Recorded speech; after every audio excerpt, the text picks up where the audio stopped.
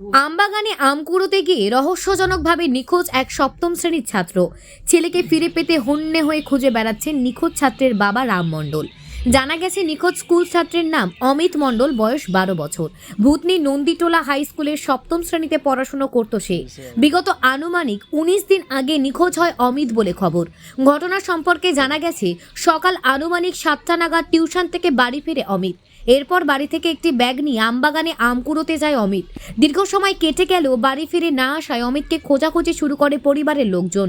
কোনো সন্ধান না পেয়ে ভূতনি থানায় নিখোঁজ অভিযোগ দায়ের করেন অমিতের পরিবারের লোকজন। ছেলেকে ফিরে পাওয়ার আশায় বিভিন্ন জায়গায় খুঁজে বেড়াচ্ছেন বাবা রাম মণ্ডল। তবে খবর লেখা পর্যন্ত অমিতের কোনো খোঁজ পাওয়া যায়নি।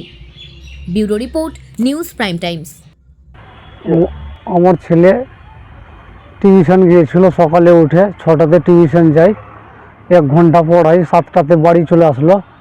আবার বাড়ি সকাল 7টা বাড়ি এসে আমার ছেলে ব্যাগটা রেখে দেয় টিউশনের, আর একটা ফাটা ব্যাগ নিয়ে আম কুড়াতে যায়।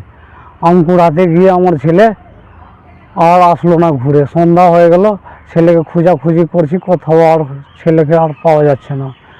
ঝাড়খণ্ডের দিকে গেলাম খুঁজতে, ঝাড়খণ্ড খুঁজলাম পুরো।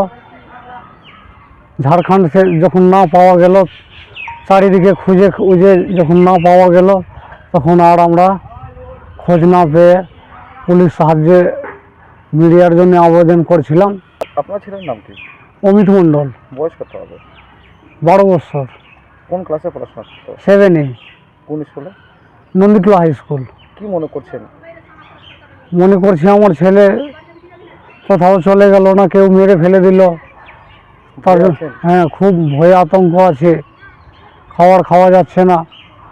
আচ্ছা, থানাতে জানিয়েছেন? হ্যাঁ, থানাতে জানিয়েছি, থানা কোনো। আচ্ছা, কতদিন হয়েছে আপনার ছেলে নিখোঁজ হওয়া? আজকে 19 দিন হয়ে গেল। কি চাচ্ছেন আপনি?